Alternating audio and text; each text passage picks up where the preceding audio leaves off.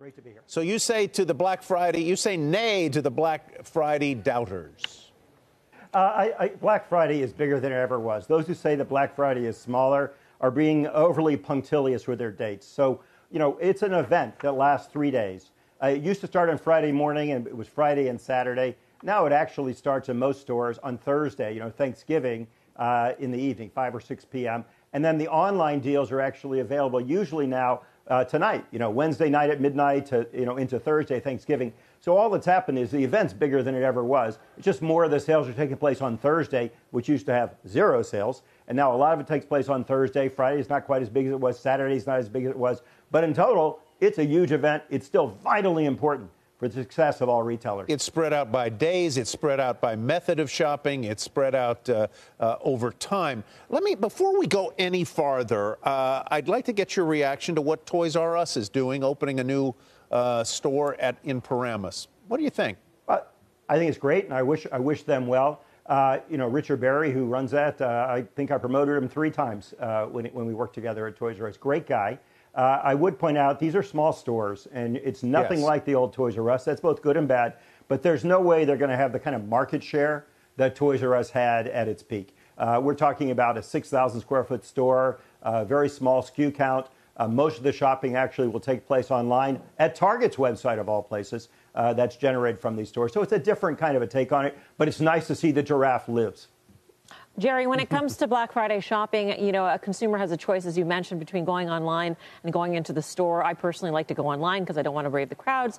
But for the retailer, that's a more costly purchase, isn't it? I mean, the fulfillment of it takes away from the margin. So is there any way, or do you see any retailers leveraging the power of discounts or promotions to get people to actually go to the store or pick up in store or do something where it cuts the cost of their fulfillment? Sure. There's some retailers who do a fantastic job of this. Walmart, Target, amazing job. So they're thriving in store and online, and they have much more store-based fulfillment. Either you pick it up at the store or they have same-day fulfillment from the store to your home. So they've done a great job of what we call the omni-channel experience of merging the bricks and mortar and the internet. Other retailers that are thriving, obviously Amazon is doing amazing. It's half the internet, for gosh sakes, and that's the fastest growing part of the economy. So they're doing very well. Costco, TJ Maxx, the whole off-price sector, TJ Maxx, Ross stores, Burlington stores are thriving. Dollar General is thriving. Meanwhile, the ones who are really taking it on the chin are the mall-based players, particularly the department store and apparel stores, and the world's just moving away from them too fast for them to keep up, and I think they're in big trouble. Name the names there. Is it Gap, JCPenney, the usual suspects? You did a very good job there. I would say any mall-based department store or apparel store is in trouble. Look at the numbers that came out recently. Some of the stocks went up because the expectations were so low. But, Nordstrom said in their stores they were down 4%. I mean, that's terrible, right? And so they were a little better than the off-price, and so it all averages out not to be like horrific, but it is bad. And they're the best player. They're the quality act in the field. Macy's numbers were horrific, and it's one of the worst stocks in the entire stock market this year.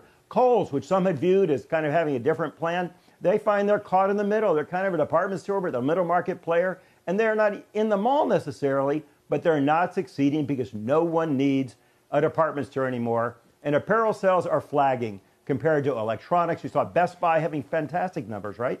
Compared to other sectors of the retail economy.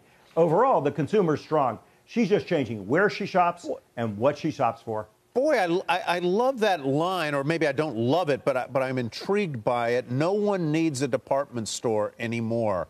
If no one needs a department store anymore, where are you going to go to buy the things that you used to buy in a department store? You're going to go to sort of single line or more mono-line retailers, in other words. You're going to buy your makeup from a makeup store. You're going to buy your appliances from Best Buy. You're going to buy your clothing either online or from the brand's store, whether it's Levi's or whomever. You've got it. Much more obviously is shifting online. But in apparel, there's a huge deflationary trend. We're not dressing up. Only you and I are wearing suits today. I mean, most people are dressed casual, even if they're at work. Right? So there's a huge deflationary trend in apparel. People are buying much more. There's a casualization. They're buying much lower priced apparel. So you don't need the department store for that anymore. If you want fancy stuff, then you go to dedicated players and you get that there. So it's heavily an apparel based story in a department store, and that just isn't working anymore. As for home goods, heck, home goods are the dominant domain of the discount players, of Walmart, Target, and Costco. They have the largest share there of any category at all. So they're going to take over that kind of a segment. So the whole idea of a department store used to be you could get everything in one place, maybe with a loyalty program. But you can do that now in something called the internet. Yeah, my wife's favorite store, I think, of all is Home Goods. And while you and I do wear suits, this may be too much information, Jerry, but I'm wearing jeans today, just for the record. Oh, yeah, you are. Well, I'm proud of you.